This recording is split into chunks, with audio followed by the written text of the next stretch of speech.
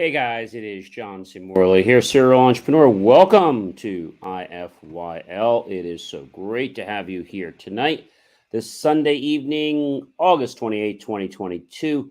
Thanks for popping in. And you'll notice if you're new, that at the top right hand corner of your screen, you're going to see a QR code. Just take your phone, point to that with your phone app, and then I'll direct you over to my link tree with lots of great information just for you. So definitely check that out. If you're having any problems getting to my link tree, just go to Believe, Believe. That's Believe, me, M-E, achieve, ACHIEVE.com. That'll get you over to my link tree with lots of great information, including John's Daily National Day video, JCM Academy TikTok, and so much more. But I want to share with you something really important. The National Day video for today was to be thoughtful. How many people do you know in your life? Probably a lot. Wouldn't it be great to actually be thoughtful, maybe do something nice for them without regarding whether they're going to do something nice for you? Just be thoughtful. It could be something as simple as paying for their parking, buying them a beverage, getting them a card, or just doing something nice for them. So that's really what I want to share with you, because I think there doesn't need to be a holiday to be thoughtful. I mean, something as simple as holding open the door. Thank you for the thumbs up. Just as something as simple as holding the door open, whether you're a gentleman or you're a lady, you don't have to only hold the door open for the opposite gender. Be thoughtful to everyone. All right. So I think a lot of people in the hustle and bustle, they don't mean to not be thoughtful, but they get so inundated into their own lives that they become busy. And that busy basically is not busy that you and I would think is good busy. It's busy that they're putting in front of people because they want to seem more important, which I think is terrible. All right. If you're coming back, welcome back, my friends, colleagues, and wonderful associates to IFYL. Thank you for supporting me all this time. Great to have you here. And let's get into that master topic, shall we? You know how we do this. We roll on the Saturday with a new topic, and we stop on the Friday. You guys know how we do this by now. So our master topic for today is, what do you think that is, ladies and gentlemen? You were here. You definitely were here the other day, so you know what it is. How to be genuine. Series episode number 2. Now, whether we're talking about an iPhone, we're talking about a Ming Code, we're talking about a Ferrari, we're talking about a famous painting, right? Things that are authentic, people will pay more for. Gucci, Louis Vuitton, Armani, right? All these different designer names when they're authentic. Polo, right? So they even had things with Polo where if the stick is down, they're like, well, that's not really an authentic. That's really a knockoff, right? So people pay more money for authentic because they believe that they're getting something that was made with a higher level of quality. And for a lot of regards, I have to say that that is true. Now, sometimes when you pay more money, you don't always get something better, but usually you do. So that's important to understand. Now, how can we be genuine in our lives? One of the best ways we can be genuine is to do what it is we want to do because of our heart, right? Because of the way we feel in our heart. My collar was a lot of wax. Sorry there. We do something because of our heart. And when we do something because of our heart, we're genuine. Have you ever maybe interviewed somebody or they interviewed you and maybe somebody said back to you, he's really genuine? What does that mean? Well, we talked about this the other day that everyone is perceived to be genuine until they're not.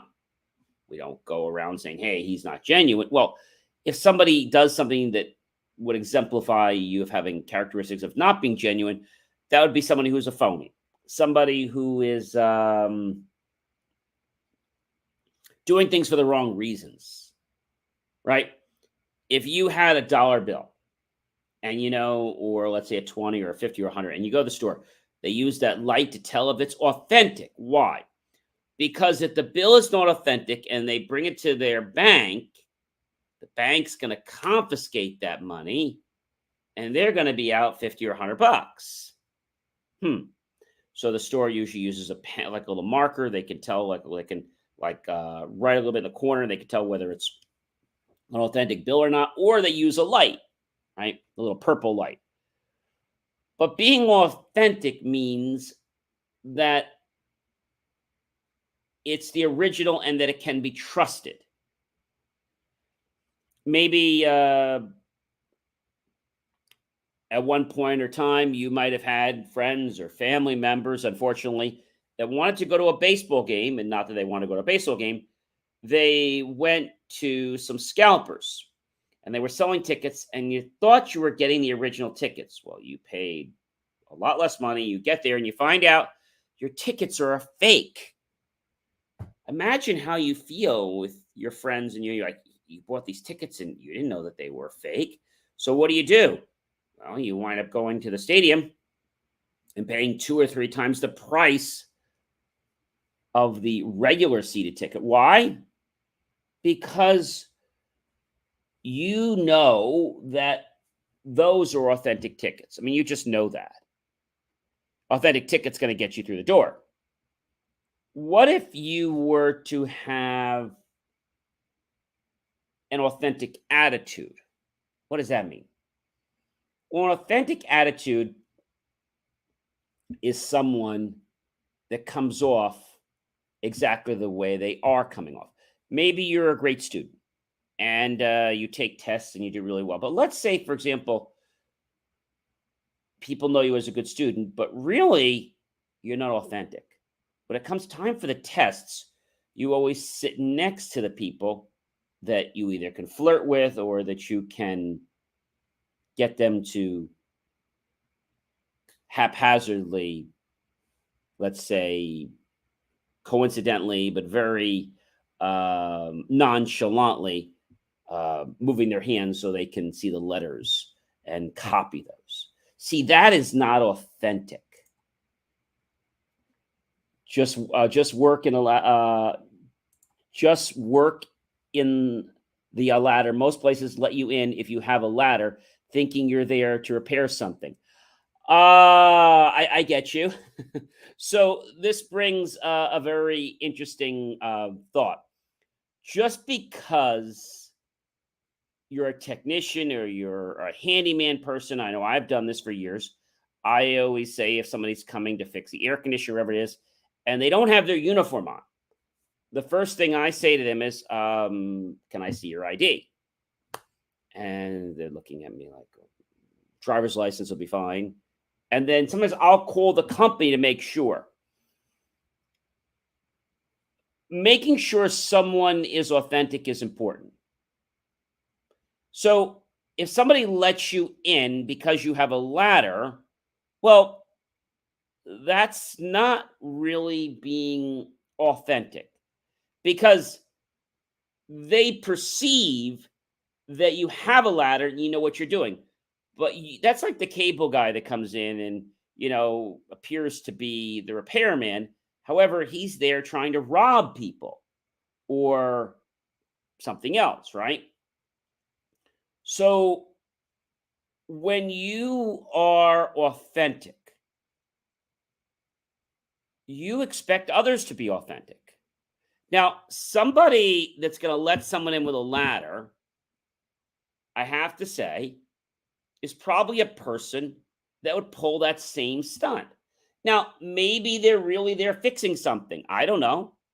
Or that's like the people, if you ever go to the restaurants, and I've been to them many times, and they have these drivers come in and they say, oh, I'm here to pick up an order. And they give a name. And most times they appear to be authentic, right? However, some restaurants have had problems. So what they say is, well, can I see your phone?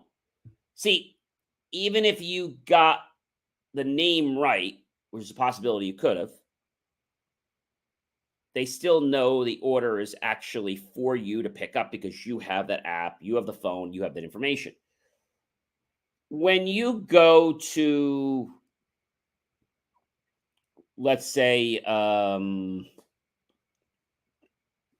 hospital, okay, and maybe you're an intern, and just because you're wearing, let's say, the white doctor gown and gloves and everything, just because you have all that and you've gotten through the surgery pre-wash area, most people will probably say, "Gee, he was authentic. They did everything right. He knows he's supposed to be here." But maybe he doesn't belong there. And so many years ago, people said, "Oh, of course he belongs here because he's suited up, he's in the right place." I mean, he of course he, yeah, but a lot of people are doing the wrong things, right? Like the people that knock people out and then they take their uniform. So just because somebody has a uniform does not mean they're an authentic mechanic. But why do people act in an unauthentic manner? I believe it's because they believe they can. Um, I've been in restaurants sometimes,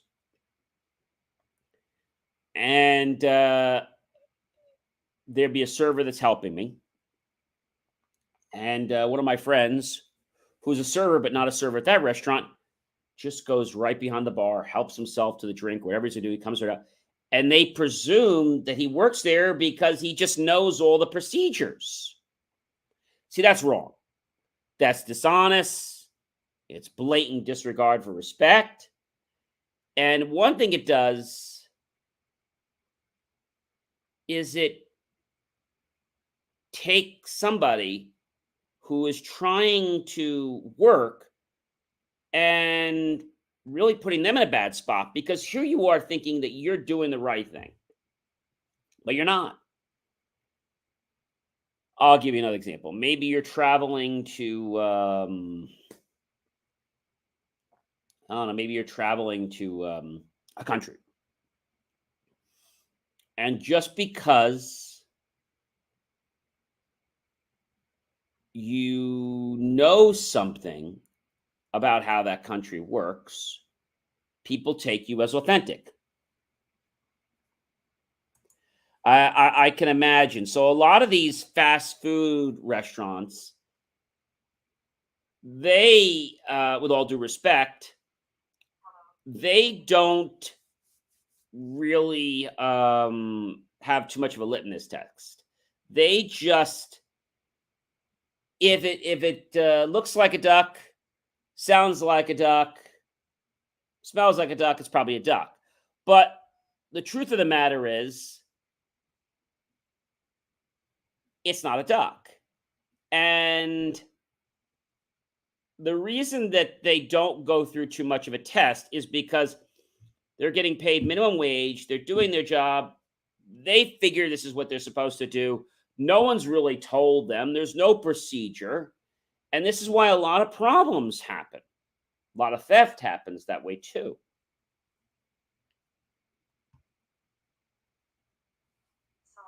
I can understand that, and not saying you took anything, but when you got in there and you worked for an hour or two, they basically just regarded you as part of the team.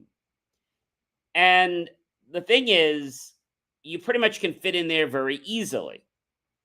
But some places get to know who their staff is, some don't, because they have so many people they can't keep track, right? Like some of these large bakeries, they just look for people that can have labor.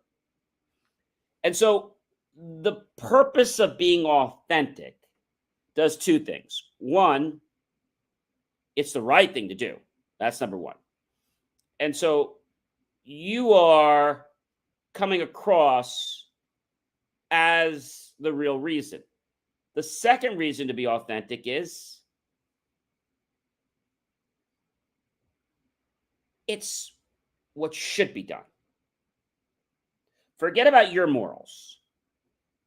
If you don't know how to do something and you show up and say, "Oh, I'm here to fix the air conditioner," but you really don't know anything about the air conditioner.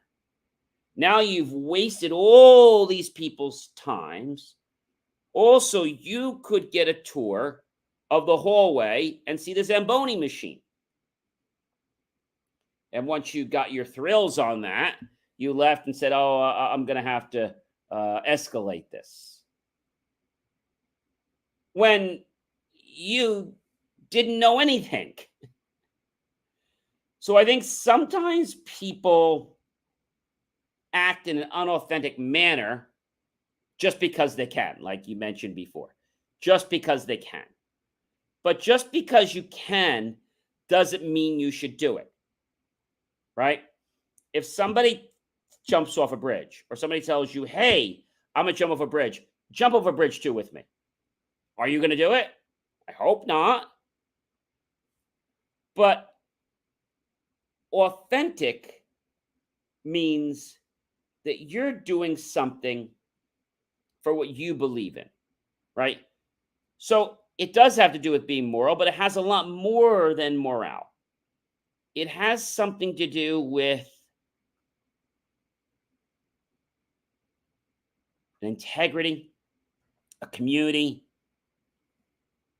And so if you can, right, it depends on how high that's true. Most people don't care or go the extra yard. I'll explain what I mean.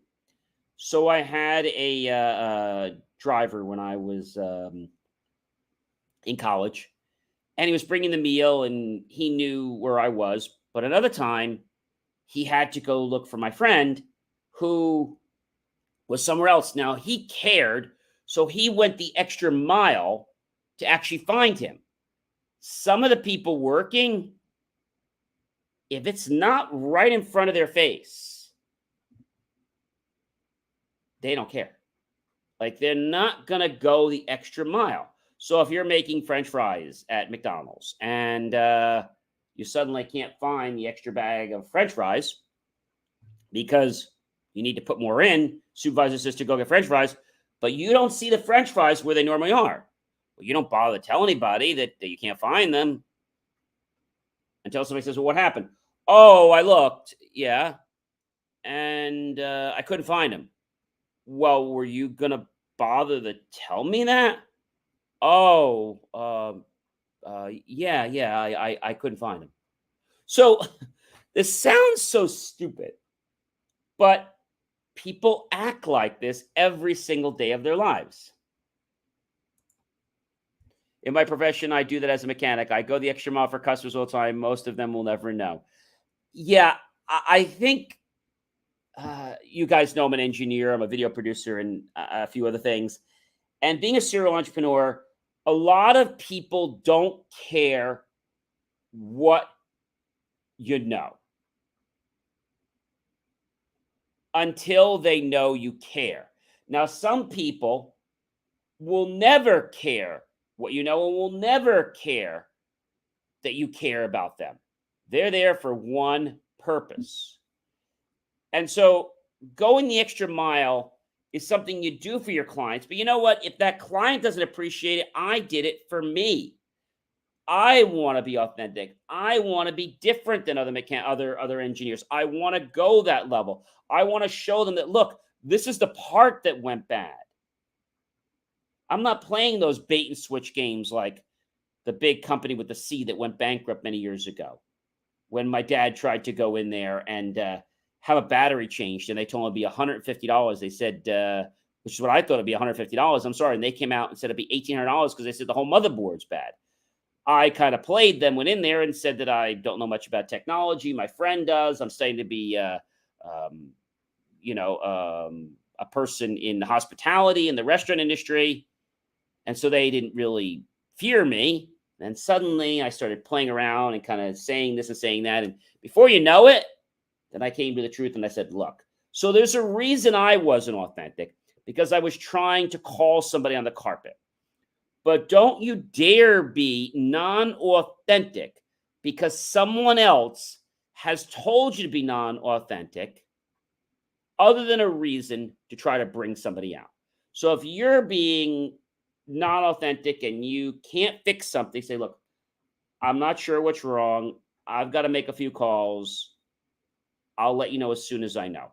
And I think that's the most admirable and respected thing that you can do as a person. Today is National Be Thoughtful Day. How many people in your life do you know that are thoughtful? How many people hold a door open for you? How many people do something nice for you? Maybe you're at a restaurant and they buy a drink for you. I'm talking about a total stranger, not a friend of yours. How about how many people do you know that will say thank you? How many? How many strangers do you know that will say thank you? We all know the stranger that opens, you hold the door, you're going in, and they see you behind them and they don't bother to hold the door and they just kind of walk in and the door closes. So don't get angry about that. But being somebody who's authentic is going to pay dividends in the long run. It may not pay today. It may not pay tomorrow. It may not pay next week or next month or even this year. But what I can promise you, friends, is that when you are authentic from the core of your body, from your heart outward, it shows. And when people know you're authentic, they're going to stop challenging you. Now, they're always going to challenge you in the beginning. But when they've seen you be authentic so many times, they'll be like, oh, yeah, this guy's authentic. I'm not going to waste my time with him. If they were trying to like call you on the carpet. Like some people, that's their job. They want to get something for nothing. So they're going to tell you that, of course, you did it wrong. Of course, you broke this. We've all had situations like this. My parents had a dry cleaning plant many years ago. And it was actually when I was in second grade, they opened it and they closed it in 2004. They offered it to me. I didn't want it. And this guy comes in and he says, the stain's still on the shirt. And I said, oh, I'm so sorry, sir. Let me take a look at it. Meanwhile, it was a blue shirt. I look at the computer and I say, well, sir, the shirt there is blue. The shirt that you brought in, according to the computer, and the representative that took it in, it was actually a green shirt. No, it was a blue shirt. Well, the person who's there was colorblind. Well, let's see who took it in. So I look a little further. I'm like, oh, John Jr. My dad was John Sr. I was John Jr. Well, that's me. He goes, well, you are colorblind. Well, sir, I'm not colorblind. I distinctly remember that shirt. However, here's what I'm going to do for you. I am going to clean the shirt for you free of charge and get the stain out of your shirt today, give you a new ticket for this. And I'm going to make a note in the computer. And if you ever pull this again with us, I'm going to throw you out of the store. So he says, I want to talk to the manager. Well, there's a question to that. I did it for a purpose because I knew my dad was being taken advantage of. So I didn't do something. I did something to protect. They were already being inauthentic to us. So I kind of went undercover, right? So most people have a purpose. That's true. But what I was saying in this case is, so this gentleman had lied to us. So he says, I said, I'll be happy to bring the manager out. Bring the manager out. My dad, he comes out and says, who are you? He says, I'm the manager. He says, well, well, this kid, he doesn't really know anything. He's colorblind. Did he offer to do the shirt again? Well, yeah, he offered to do the shirt again for you. Well, was there a problem with the shirt? Yeah. Yes. Dad. Yeah, that's my father. He brought in this shirt. I'm going to redo the shirt for him. He said I was colorblind, just going to reclean it, give it to him. I told him if we do this again, we're going to throw him out. He said, yeah, he says, I would throw him out right now. So I guess there's a point. Yes, it switches to a morality, correct. But when I'm saying to be authentic and you're doing something for a purpose, like in your career, you're helping someone, you're not going to be inauthentic in that purpose. If someone is being inauthentic to you, okay, you have a responsibility to handle that. So if you're being taken advantage of and you go, I don't know, you go somewhere and they're detailing your car, but you know they really didn't detail your car. So you go back to them and say, hey, I don't think you really did my car. And so what do? You say, look, you're either going to do my car again or I'm just not going to bring you into our business. So I guess the question is, morality is important, okay? But if I'm authentic as a person because of what I believe in, and you don't like what I'm doing, I shouldn't change who I am or act as a person to favor you. If I'm being something and I like who I am and what I'm being, and I'm not harming or hurting anyone, which I've said before in other episodes, is you don't harm or hurt someone, okay, or do something to go against them, it's a totally different thing. Well, so that's a good question. How does someone else believe you're also authentic? So you get a reputation for being authentic for being that way several times. So, for example, in the case, let's just take my dad's store. Had been helping people in the store since I was in 8th grade. And by the time we got to high school, I was actually managing the store with and without them there. So how does that work? Well, when people have seen me being authentic to other people and I've been doing the right thing, and somebody comes in and tries to call me on the carpet when I haven't done anything wrong. This actually happened in the store where one guy was chastising me and I was being very nice. I wasn't getting upset. And two of our good customers literally went in and told him to shut up. They even told me I should throw him out. I said, well, we're going to give him another shot. But if he does it again, we have it noted in the computer that we will throw him out. So I think that's what happens is, yes, what I'm really talking about here tonight is the fact that you as a person are authentic to your core, to your belief. So if I am, let's say I'm a great engineer, which I am. And let's say I get people coming in for a job and they tell me they're great engineers. Okay, but you said, how does somebody else believe you're authentic? Okay, so they believe I'm authentic because I actually know what I'm talking about and they're actually getting results. So in the marketing company that I own, I share with people what's going on. And I always tell people, you don't have to take my words. You can talk to my clients.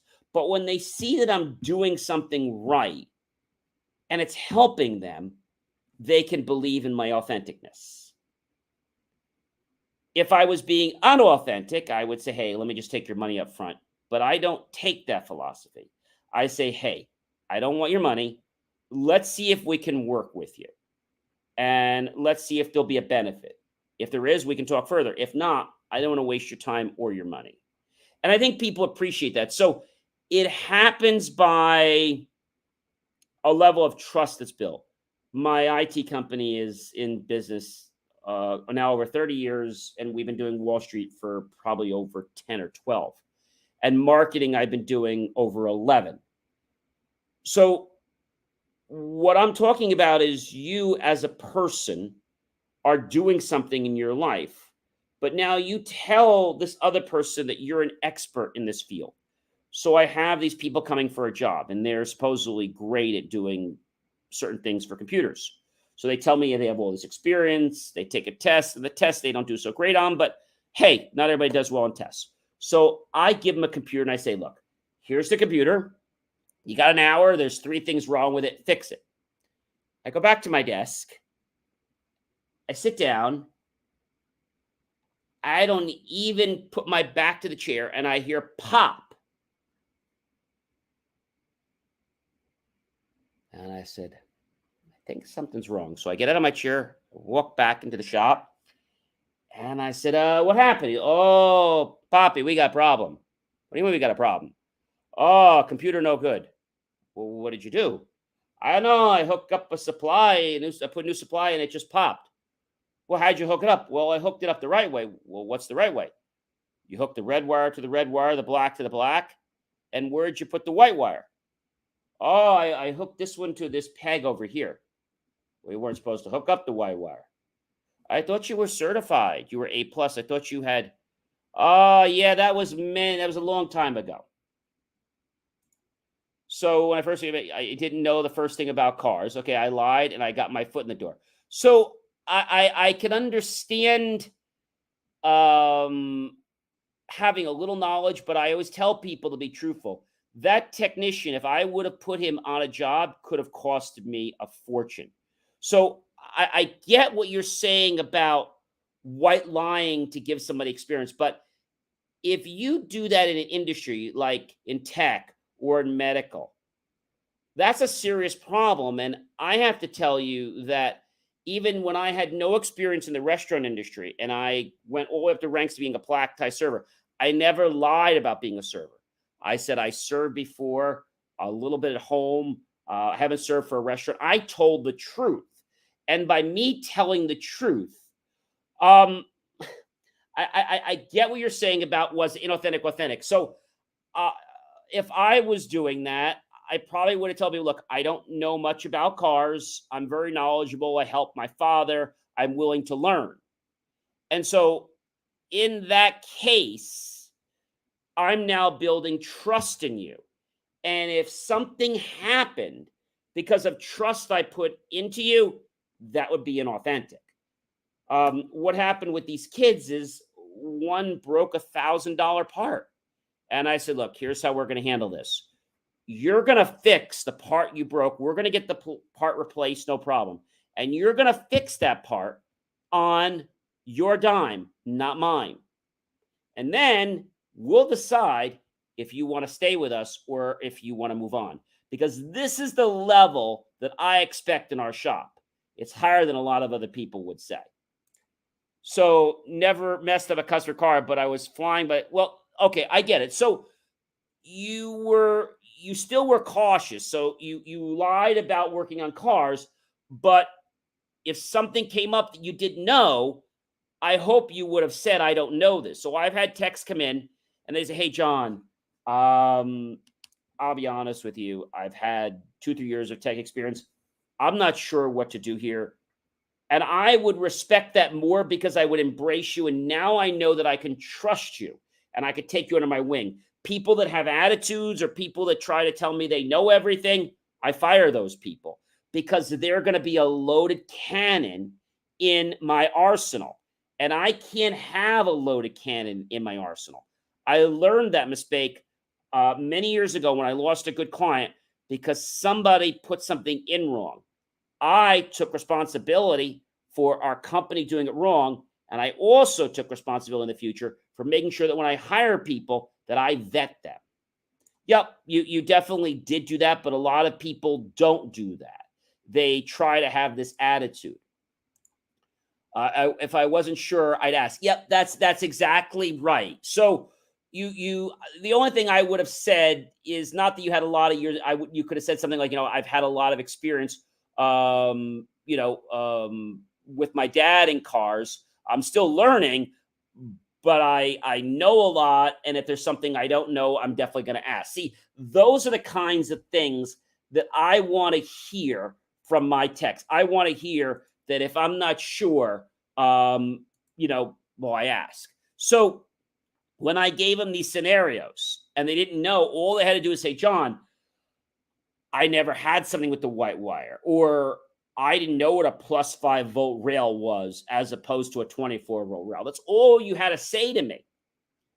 But don't tell me you're an expert and now I give you a computer that's a $3,000 computer and you blow a $600 part because you're trying to be this pompous, arrogant high school or college student that knows squat. Those are the kinds of people that I don't want on my team. And that's what gives inauthentic a wrong, gives it a bad name. So if you don't know something, you could still be authentic by saying, hey, look, just like I did in the restaurant industry, I've carried trays around lots of times, the smaller ones, not the real big ones. I know a lot about food. I've taken my safety test. I took my food safety test. I've taken my liquor test. So I know things. I'm willing to learn. And if I don't know something, I'm definitely going to ask somebody. And I just want a chance. Will you give me that chance? And I remember going to this company many years ago when I was in college. And then I had graduated and I wanted to go to black tie because I felt I was ready. I went to black tie and he said to me, John, have you ever done black tie before? And okay, we'll get back to you. He didn't hire me because I had black tie experience, obviously. Second one, nothing. Third one, nothing. Fourth one, fifth one. Got to the fifth one. And I said to him, look, I'm going to be honest with you. I've gone to 3 or 4 other people, big names in the industry, not as big as you guys. I've been a server for many years. I'm diligent. I'm professional, responsible, courteous, trustworthy, loyal, very clean. And here I am in front of you because I'm trying to better my skills so I could become a black tie. I know I need to learn stuff, but I know a lot about being a server. Came back to me and he says, John, he says, I understand you're not a black tie yet. I want to be a captain. He says, well, we'll start you off. We'll start you off as an assistant waiter. And within 3 months, I moved to head waiter. And after head waiter, I moved to banquet waiter. Within 6 months later, I moved to captain, but all because I was honest. And I said to him, look, I said, I know my resume. I'm an engineer. I said, I know that I am overqualified, but the worst disservice you could give me is not giving me a choice when I have great skills. Yep. So you got the idea. Yep. In 6 years, you got your ASC master cert, which is great. But think about what would have happened if you lied and you worked on a car and you didn't know what you were doing and you cost that dealership a problem. That's a problem. So you're saying the lead tech gave me my life for the most part. I feel bad for all the questions. No, I wouldn't feel bad for the questions you've asked them. And I don't mind answering questions from my techs. What I mind is when you ask me a question 5 times or more than 3 times because I've already told you the answer and you weren't writing it down or you weren't being conscientious. That's what I mind. I'm not here to be your Encyclopedia Britannica. I'm here to help you learn. And if you don't know something, I'll show you. But if you come back to me and say, hey, Gia, where does the white wire go? It's like, John, I think the white wire, if I remember last time, goes on the +5, but I don't remember how to put the wire under there. He remembered where it went, but he was confused about how to run. So yeah, I can show him that. So I think that's what it comes down to when I say being authentic. So when we're authentic in life, I'm also going to say this in terms of music, and you guys also know I do video production, being authentic in your content and what you create. Remember, if somebody else out there tells you that your content is not right, or what you're doing is not right, but you know that you're following it to the true way you've learned, you have nothing to worry about. Like if I do a lot of culinary and I'm making a creme brulee. Now I know that I'm making the creme brulee in an authentic manner. I didn't go buy a mix, but if I told my guests that I made this amazing creme brulee from scratch and I used a mix, I'd be embarrassed. Or I made this homemade apple pie from scratch, crust and everything, but I didn't really make the crust. See, that's what I mean about not being authentic. Hey, ladies and gentlemen, we've halfway had a long evening tonight. I have enjoyed being with all of you guys. Hope you'll enjoy the replay. Definitely check out believemeachieve.com for great content on science, Super Motivational Friday, business coaching, IFYL, other episodes if you missed any. And also, ladies and gentlemen, if you haven't checked out my pleasure. My unveiling, which I don't know if you guys remember, what yesterday was. Pot de creme. Yesterday was pot de creme day, and I made an authentic pot de creme, and made it with eggs, egg yolks. I made it with sugar. I made it with coffee, Bailey's Irish cream, and some semi-sweet chocolate. And I didn't show it to you guys. So earlier today, I actually took one of the desserts out. And again, that is basically because pot de creme. You don't say the T, pot de creme. It's a type of custard that's hardened with eggs and not sugar. And so I also made the fresh creme anglaise, which is a homemade whipped cream. If I didn't do that, okay, and I said, hey, I made fresh creme anglaise, and I used whipped cream, I would not be authentic. And I'd be lying to myself, and I'd be cheating myself more than anyone, because I really didn't do what I knew that I had the skills to do. All right, ladies and gentlemen, I am John C. Morley, serial entrepreneur. It has been an amazing privilege, a pleasure, and an honor to be with all of you tonight, and also in the replay. Be sure to like, love, and support my channel. Definitely comment below. What do you think about being authentic? We've got a lot more to go. We're going to be covering this in more granulations all the way to Friday. And I would love you to comment about that, tag your friends, colleagues, and associates, share this out with everyone you know on social media, and then go to my YouTube channel, John C Morley serial entrepreneur, and look for that key phrase, help keep our content free, and make the choice, well, be authentic, but to keep my content free, and click on the PayPal link and buy my team and I a savory slice of watermelon, a refreshing vanilla cone, or how about a nice, cool ice pop? Either way, we'll be grateful with those pennies and dollars. We'll invest them into new hardware, new technology, new equipment, new software, even new facilities and staff to give you the most jaw-dropping, motivational, authentic content to empower and fuel your life to make it better. But remember, I can give you the fuel, but you have to put it in your tank and make the choice to use it. I will see you guys tomorrow with another great addition to this master topic, which is how to be authentic. Have yourself a great rest of your night, everyone. Take care.